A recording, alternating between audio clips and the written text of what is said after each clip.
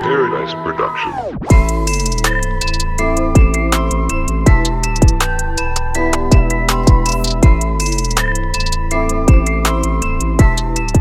What's up? What's happening? Welcome back to another edition of the Minor League Take. And this week we got Zack Hess on. If you haven't checked him out on social media already, go do it right now. I suggest it. He's hilarious. That's how I came across him over on TikTok. So go find him over there. But yeah, otherwise, let's get started. Let's get going with Zack. Here we go. Enjoy. All right. Welcome, Zack Hess, to the podcast, the two-time Tiger, the stand-up comedian. How you doing today, man? I'm good, brother. How you doing? I'm good. Thanks for coming on. So I came across you initially over on TikTok, doing stand-up comedy in the off season, and I gotta say I'm really jealous because it looks like a lot of fun. Dude, it's been a blast. It's been a long time. I've been a fan for quite a while. Grew up on it, and something that I continue to follow in college. And once I started getting a pro ball, really started to watch it a little bit more closely and follow it a little bit better. But just finally decided to throw my hat in the ring and give it a shot. Figured I'm not getting any younger, so might as well give it a go this off season, man. It's been a blast. Dude, it looks like fun. How'd the first time ever go? Dude, I probably there was probably 15 people in the crowd the first time I did it. And how was it? Dude, it went really well. I'll be honest. I have bombed. I didn't bomb my first time. My first time that I did it, there was only 15 people, but it felt like I was pitching in front of 50,000 people. It's I have not gotten an adrenaline rush like that in pro ball, for a really long in baseball in a really long time. You the night in and night out of constantly going out there and doing it. You're a minor league guy as well. Yeah, you get numb to how it. It is. Yeah, you're not pitching in front of big fans and big stadiums and anything like that. So you just don't get to experience that on the minor league side. And I think just the newness of it, the fact that I've just never done that before, and it's stand up. So it's not just public speaking. You're trying to be funny, but you're trying to be funny in a way that's you've never been funny before. It's a very hard thing to explain. It's a casual thing. You got to get them to clue them in on the joke and bring them along.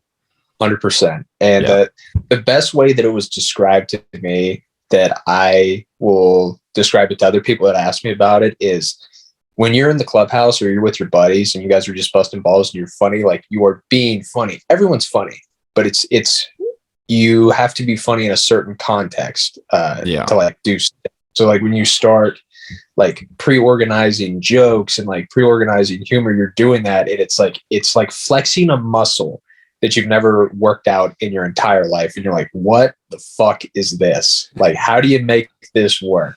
Yeah. You're trying to basically stand up there and bullshit and have banter and have a back and forth with the audience, but you already know what you're going to say for the most part, but you're trying to act like you're in the moment. And that's the tough part with it. But dude, it's been a blast. It looks like fun. And I honestly, I really, really want to get myself to do it at one point because it looks like fun. But no, I kind of know what you're talking about. I've seen Rogan talk about it where he's you got to it's got to be just natural. You can't, you have to find a way for the jokes to naturally flow out, and you can't just force it in and try to just jump ahead to the punchline. You have to just let it casually walk itself out. 100%. I mean, I don't want to sit here and act like I'm an expert. Neither am I. I'm just kind of what Joe Rogan said. Yeah. Oh, for sure. But just so far doing it, it seems it's the best ones that I've seen perform. The more you do it, the thing with stand up is the more you do it, the better you're going to get at it. I did a show I guess this was probably about a month ago. Very talented comedian, Stephen Briggs. Have you ever watched the show Curb Your Enthusiasm? Yes, I've seen parts of it. I haven't I really need to sit down and watch it on a bus trip once. But it's a great show. Long story short, I haven't watched the series personally. But Steven is a supporting character on that show, and he did a show at the comedy club that I was working at that night. He was the headliner, and I was just, one of the several guys who went up before him. I think I did like 8 minutes that night. Stephen finished with like a half hour. But just the difference between someone, you got this whole line of comedians, the difference between someone that's been doing it for maybe 2 or 3 years and the difference between someone like that who's been in the game for like 13 years and not just like going out every now and then when they feel like it to do it, but like actually has skin in the game and is going out like 4, 5, 6 nights a week and like cutting their teeth in bars and clubs and like, going to work out material. 'Cause the big thing is like, you'll make a joke and, one night it'll hit and you think you got it. And then another night that you go up there, you do the same joke. You think everything's the same. And then it just doesn't land. Damn. Land. What's wrong with that? And then you have to dissect it. Okay, this is why it hit this time. This is why it didn't hit this time. Just the timing and the pacing and all that, all those different details. 100%. So much of it is timing and like getting the audience and honestly just like your presence on stage. I feel like as people, especially when you're an audience and you're really like picking apart someone that you're observing, you're able to pick up like their bullshit. So like, are you talking about with like crowd work? Have I ever tried crowd work? I actually did my crowd work the other night. I was going to wait, were you talking about crowd work though? I'm sorry. I asked, were you talking about crowd work right there? Were you talking about like picking apart somebody? Not necessarily like talking to the crowd. I'm saying like when the audience is like viewing you, I think like they're just they're able to pick up like your bullshit. So like if you're like if your energy, they can just like pick up on it. Like there might be a night where you're like, I'm gonna go out there and I'm gonna fucking crush this, and like most times like that will work. There's gonna be nights where like you're not gonna have it, and like okay, I had the confidence, but like it just fell on deaf ears for whatever reason.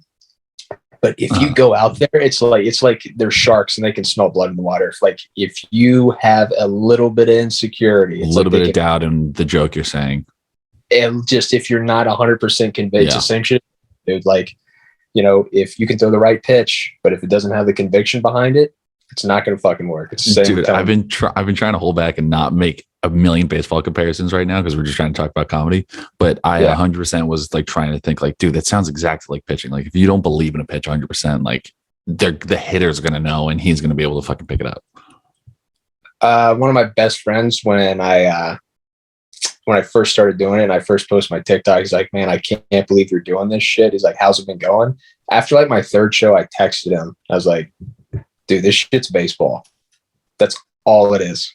Yeah. You got the hash sling and splasher over there, huh? In your room? Dude, the light is like bugging out for the past 2 days. It's been on my to-do list to go get a new light bulb, and I just haven't done it. And we're gonna do the rest of the podcast like this because I don't really care. But that'll work. Yeah. No, I wanted to actually go back to something you said earlier when we first started about how like it's almost more intimidating pitching in front of doing stand-up in front of like 20 people rather than pitching in front of a ton of people, because you played at LSU, which has, the box has legit fans. Like you guys, Louisiana shows out to watch those games. Right. No, yeah, absolutely. That was sick. It was a blast, bro. And I think it's definitely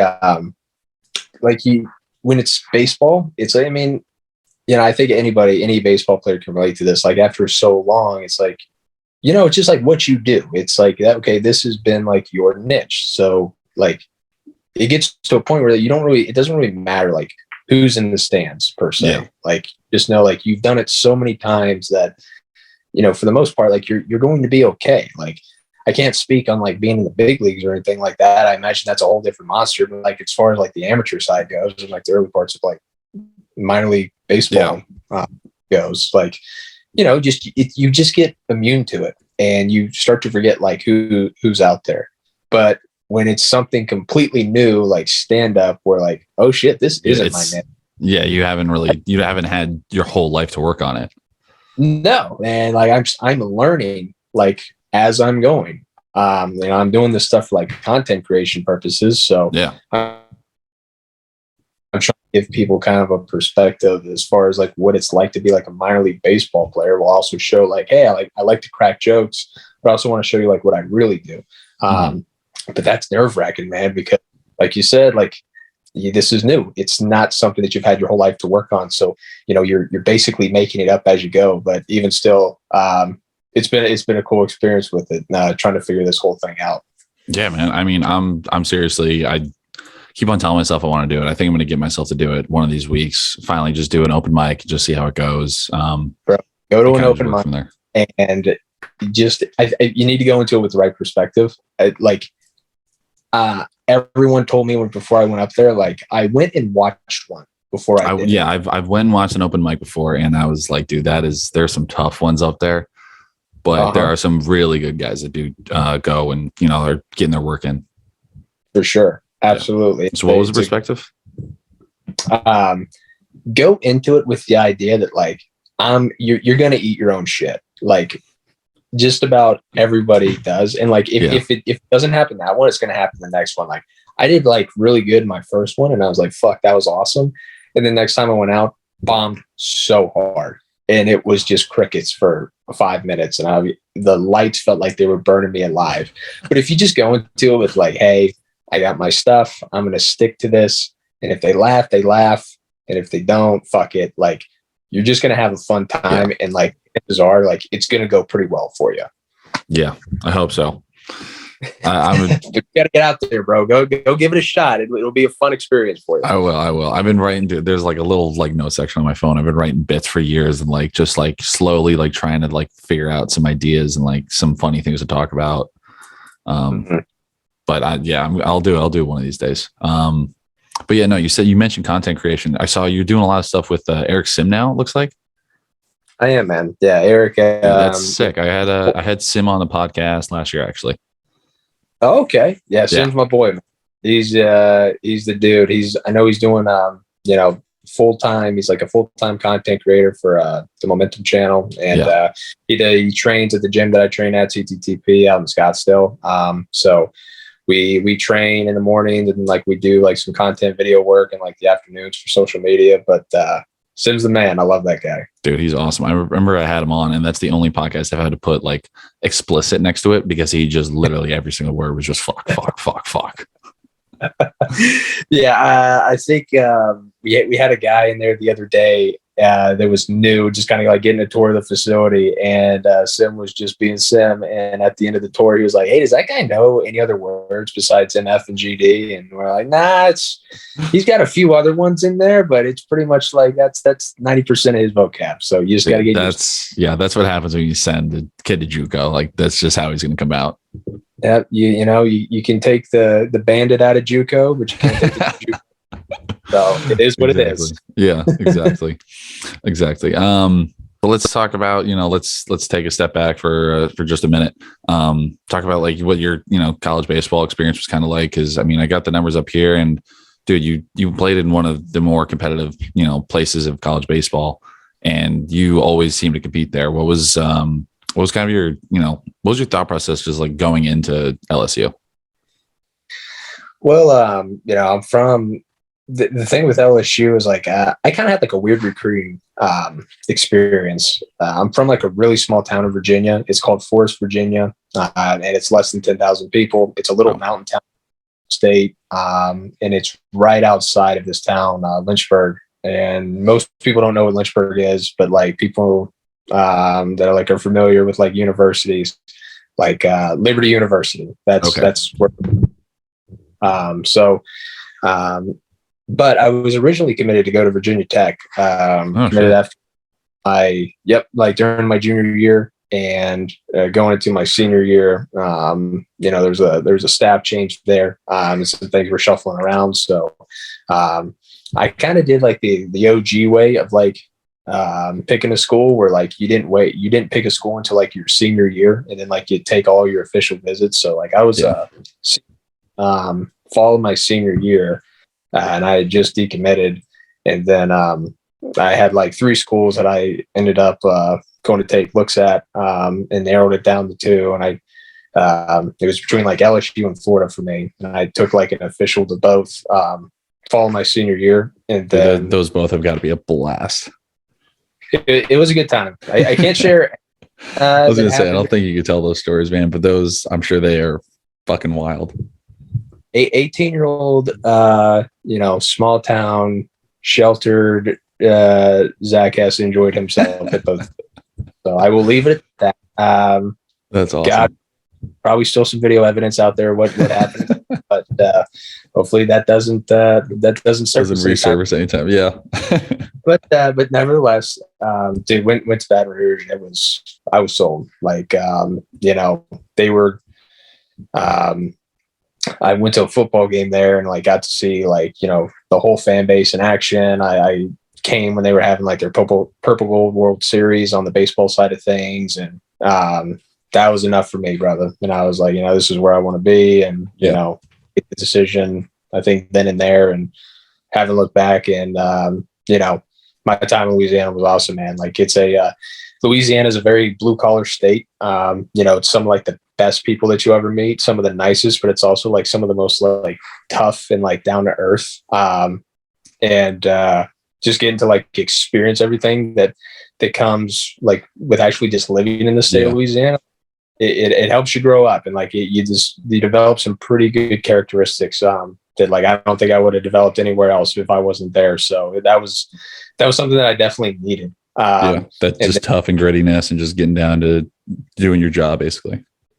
Absolutely. And the thing about being at LSU is like Louisiana, outside of the New Orleans Saints, like there's not really a ton of professional like sports teams in the state of Louisiana. Like the Saints are New Orleans, and then everything else is centered around LSU athletics. So I bet. I mean, I can only imagine. Yeah, I mean, it's if it's not football, it's the baseball that they're going after. So like that's our program, like the program there, like everyone in the state gets behind, which is like in college baseball, that's kind of a rarity. You're usually like in the shadows of like basketball and especially football. Yeah, that's the case for even where you're at. Like it's still LSU football, but the way they supported our baseball program was awesome, man. Like we think we were, I don't know, I'm sure it's still true, but I think we were like one of like 3 programs that like generated like actual revenue from having a baseball program, where I think most universities actually lose money from having. I mean, I know we did. Yeah, I mean, like it's the case for most places, but I mean, they don't have, if you're in any other state, like there's probably going to be a major league team, in one of your main cities, but Louisiana doesn't have that, so everybody just looks to LSU to kind of fill that void and like get that baseball fix. So they make it a really fun experience for guys that go through that program. Yeah, man. I mean, I was so jealous, like going through college. Like I went to a small D2 in Orlando, like that no one's ever heard of. And we had a very yellow jersey that everyone was like, call it our LSU jerseys almost, because it was pretty much a rip off of you guys. But like I would watch your guys' games and be like, dude, that's fucking crazy. Like just 6,000 people. Like, well, how many people fit in there? 6,000? So I think the most that we ever had was when we hosted a super regional my freshman year, and I think we had a little over 13,000. Shit, dude, I haven't even played that in front of that many in a pro game. Yeah, I'm telling you, man. Like it's just it's like a cool thing how fired up they get, because I mean, I keep saying it, but just the fact that, I mean, like I'm not including like the Pelicans, and that just because I mean the Pelicans haven't been in New Orleans, but like for so long, but like, it's the Saints, and then I'm telling you, it's LSU baseball. Everything LSU. I'm jealous. I'm very, very jealous. And I mean, that's gotta be a sick program to be part of too, with just like the guys that are around there. Cause I mean, with guys like Bregman and Kramer and, bigger names that people know of coming out of there. Fuck, who else came out of there? Dude, who's Aaron Nola? Like Aaron Nola came out of there too. Like, did you feel any kind of a pressure going into that? Like, should I have to play up to a level like those guys? It definitely, I'd say like when I first got there, just because like I was from like such a small town, I played at a 3A, Christian, like private high school league in Virginia. So you go from that, and then like you go to that fucking juggernaut in Baton Rouge. And it's like when you're 19 or whatever, when you show up, it's like, holy shit. Like you're bright eyed, and, you feel kind of get like that deer in headlights look in you. But, after it took me a minute to like kind of like settle down and like get my nerves underneath me, being a freshman. Then, it's just one of those things where like you start to get accustomed to. But, looking back on it, like they told us when we were there, like you're not going to get treated this good until you're in the big leagues. We were like one of the programs. Like, we took private flights to every away series. What? We had our own plane that would take us to away series. The gear that we got. We had fundraising events that we would go be a part of. Like we'd have like our first pitch man, before like the season would open up, and there'd be 1,200 fans that show up to it. And it's dude, I'm gonna go back to college and go to LSU. Shit. Me too, dude. Like me too. Yeah. Like I'm fangirling, but I'm telling you, like it's awesome. Like and it's the people there that make it so awesome, man. Like it's nothing if people don't show up and give a shit about your program. And Tiger Nation, no one does it better than them. So yeah, man. But as far as like having those guys around, that's the cool thing about it is like, you have the guys that are already there, but then like pro guys come back all the time. Like they're really good about bringing guys back. So like in the mornings, when I was there, that's when all the pro guys would come and like do their work. So you'd see guys like, Aaron Nola, Kevin Gosman coming in, sick, throw bullpens. And then like down in the cage would be guys like, Mikey Matuk, Alex Bregman, Austin Nola, just getting the work in. And then like we would start to trickle in while those guys are finishing up. And then, you go in the training room and like Aaron Nola is doing his post throwing stuff. routine. Yeah. Start shooting the shit and, picking his brain a little bit and, talking shop. And, they're asking you, about, the upcoming season or whatnot. It's just kind of like they really like keep it like family oriented, and like being on the pro side of things, like now it's making me feel fucking old when I go back, and it's like, shit, man, like felt like yesterday, like I was a freshman, like watching these pro guys come through, and like not in the big leagues yet or anything like that, but like, dude, damn close though. Damn, I was just fucking wearing that jersey a few years ago, man. Getting ready to turn 25 years old. What the hell is happening? Time needs to slow down. Dude, it just keeps getting faster and faster, man. 100%. Dude, that's awesome. I'm very jealous of your experience, but we do have the shared experience though of being lucky enough to get drafted. And for me personally, that was some of the most stressful times of my life. Like I just remember being up all hours of the night, freaking out and panicking about the draft that was coming up. What was the kind of draft experience for you? Yeah, I think I was at lunch with my girlfriend at the time and one of my close buddies, and we were just in the restaurant, and I was kind of like watching on my phone, seeing the rounds go by or whatever, just kind of like waiting. And then, right when we were getting ready to leave, I got a phone call, and it was actually my college coach. I went outside to talk to him, and like a quick note.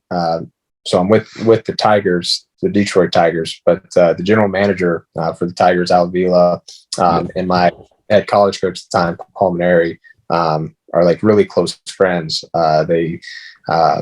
Paul actually hired Al as his first assistant when he got his first head coaching job in college. So, damn, so they go back. Yeah, for sure. Like that's kind of the baseball world. Like it seems like everybody knows everything now. I guess like Al had called, Coach Maneri and whatnot. And I guess Coach gave him the rundown on me or whatever. And he just said, if, the next pick's coming up and, they're going to take you here. And they ended up doing that. And so still a Tiger, but it was a fun experience, man.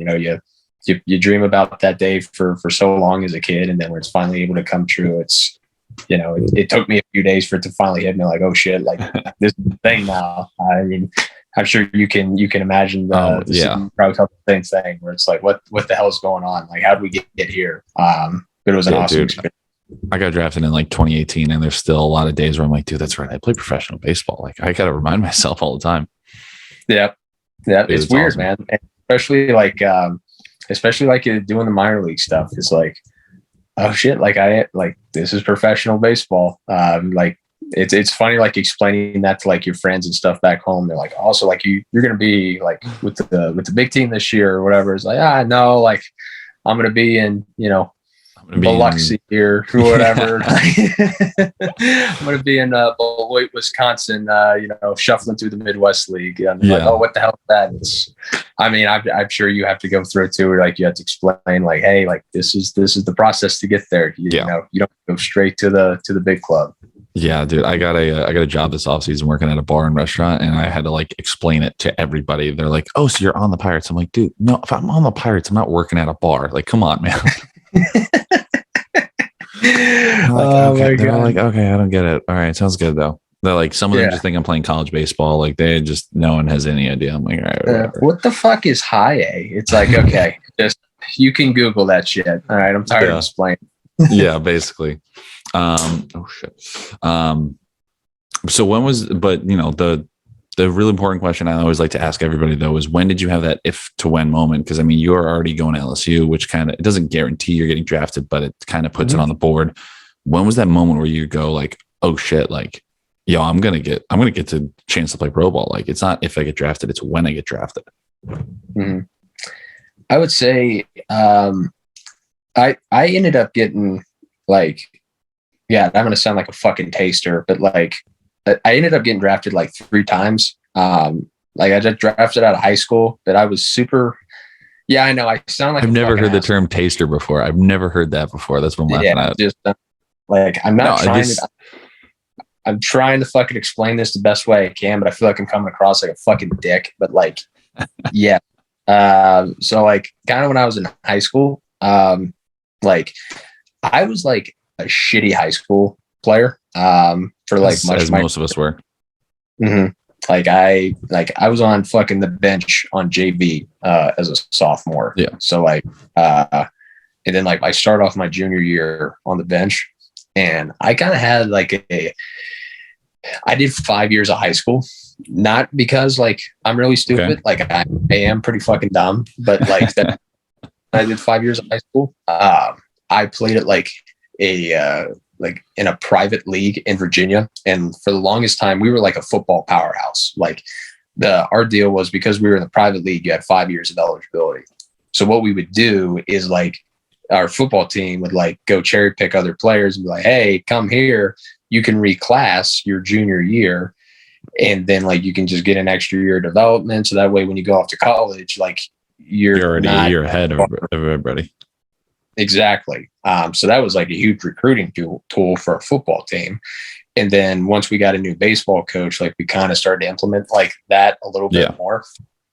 Like my first junior year, like I was, mid 80s, and just like hit a huge growth spurt and like was just super awkward. So I was always late growing, like catching up to everybody else in puberty. Yeah. So what I decided to do was like, okay, if I stay in my normal grade, I'm throwing mid 80s, and it's like my back in the day. Like I feel like it's changed now. Like you're seeing kids commit when they're in 8th grade, but like when I was going through it, and probably when you were going through it too, like you probably remember this, like your junior year was like the year that you needed to ball out, and like that's when like scouts and like colleges were going to like really evaluate. So I was like, well, I'm throwing like mid 80s as a junior. So like, if I want to go play, Division I or whatever, I'm probably going to have to go to a junior college if that's what I want to do. Mm-hmm. Like, so I could either do that, or I could just reclassify and like do my junior year again at my high school, and then, keep which working. Makes so much more sense. Yeah. You get that whole extra year, especially when like you're that like 18, 19 window for baseball. Like that is a huge jump. For sure. Absolutely. So I was like, that seems like the better route. So I decided to do that. And like that just kind of really paid off for me. So that first junior year, I was throwing like I think I got up to like 87. And then like my next junior year, like I was 90, 94. Like, and then my senior year, I was bumping 96. So I'd say like that second year, just like finally, okay, like, growing into my body, like being in the weight room for an extended period of time and like actually like doing like a regimented throwing program, like shit starting to click. But I'd say I was throwing a bullpen before, like in front of some scouts, like the travel team that I was with, like had like a little showcase in like January. They invited like a few pro scouts, and this was going into my second junior season. And I went down in January to throw a bullpen, and I was 89, 92 in that bullpen. And I was like, I have never thrown fucking 90 before. And then like, here this is. So it's like, that was kind of like the first moment where I was like, oh, maybe there might be something I can do with this. There's something in there. Yeah. Right. Yeah. So that was kind of like my moment for me. That's sick. That is pretty cool. Just all of a sudden, the velo comes and just, breaks out. And then to have that moment though through high school is like so big. For sure. What was your moment? My moment was I was seriously just not good like most of my life. And then committed to Rollins to a D2. Like I had D1 offers because I was big and coaches were hoping I threw hard. Right. And then I just went, fuck it. I'm going to go to Rollins. It's a safe option. I'm never going to play pro ball. So let's just go to a D2, go to the D2. And all of a sudden I start throwing harder. And then the next summer I go to the Hamptons League and I'm playing there. And all of a sudden I'm like there. I'm at the, I make the All-Star team. Team and we're having the All-Star game. And there is like JoJo Gray, who's now in the Nationals. He was part of that Scherzer deal. John Rooney's, Reese Neer, who's in the big leagues with the Padres, like Richie Palacios, who just got put on the 40-man with the Indians. Like there were some legit dudes there and we're playing. And I'm like looking around. I'm like, why is there major league scouts here? And one of my coaches is like, dude, they're here to watch you. I'm like, watch who? And they're like, all of you guys. I'm like, are you serious? Like I had no fucking idea at all. Like it's zero clue. Just completely oblivious to it. And I was like, oh shit. And then that's kind of the moment where I was like, oh, I guess I got a shot at this. But dude, that's awesome. Like how did like your family take that? Like just with you, like, I guess just going to college, like, okay, like I'm gonna, get my degree and then like I'm gonna enter the real world. And then it's like, oh shit, dude, like you got a shot to like actually do professional baseball. I was like, mom and dad's reaction to that. Mom's reaction, she probably didn't really believe it was happening until the draft. And then dad's reaction was, oh, I always knew you had it. That's awesome. Which was, I feel like it's most dads. What were your parents? That kind of same was like, mom was like, yeah, like just very different. Like my mom's like not a sports person, like whatsoever. So like, yeah, I could tell her tomorrow, like, hey, I'm hanging them up and like, coming home. And she's like, okay, like I'll see you when you get here. Oh my God. My dad was definitely like, oh yeah, like that's, always knew that was going to happen, whatever. Yeah. It's just like, that's what your dad's supposed to do. So yeah, it's all good. That's exactly how dads are supposed to be. Last two questions I'd like to ask everybody before we go. If you could give any advice to 16-year-old Zack Hess, what would you tell him? Just stay patient. It's a marathon. It's not a sprint. I know you want to be at the finish line right now, but just, keep going to work and hang in there. Things will end up panning out. Everything works out like that. And the last question I like to ask everybody, and when is Zack Hess and the Detroit Tigers going to win the World Series? Hopefully soon, brother. It's some good things are happening on the big league front. I hope to be with those guys soon. But we just made some big moves this offseason. Dude, your lineup in Double A was not fun to face. Oh, when were you there? I was there all summer. You were there? Okay. So Riley Green made my life miserable. Kreidler, Torkelson, they all did that. Just 1, 2, 3 was just not okay. You had murderous row when you that was brutal. Riley Green, like Torkelson as well, but like Riley is fucking insane. Like that I think like the first like 6 hitters at one point, like we're all hitting 300 with like double digit jacks at one point in the season. So yeah, I do not envy you at all on that front, my man. Like best of luck there. I'll gladly take whatever lineup you guys were dishing out that day for sure. Who'd you guys actually? I don't know, dude. Our lineup's actually not bad either. I saw you only played like 2 games in AA. Who did you play against? I think it was the Squirrels. Oh, Richmond. Yep. Yeah. Dude, you know that like pitcher that's like 6'10"? Yes. That is my only minor league at bat. Against that guy. Yes. Did he dice you up? How'd you do? Dude, he threw me 4 fastballs. I fouled off 2 of them. Hey, there you go. I was just happy to foul it off. Hey, if you take it as a pitcher, especially when you're a reliever. Yeah. Okay. Yeah. So like you especially never get at bats. Like no, never. That's my one at bat. You know, you take 2 out of 4. I'm saying that you're batting 500 in my book. I don't know what Baseball Reference says. You are batting 500 in my book. I made contact with half the balls thrown to me. Pretty good stat. It's the little wins, brother. You got to take them. Pro ball teaches you that. Take the little wins. All right. Thanks again for coming on, Zach. Appreciate it. Wait, where can people find you on social media? Shout out the TikTok too. At Zack Hess 38 is my username. So you can find me there on TikTok, and then Twitter and Instagram are at Zack_Hess 38. And you guys can follow me there. Awesome. You're the man, dude. Thank you for coming on. I appreciate you, Brad. Thanks for having me, brother.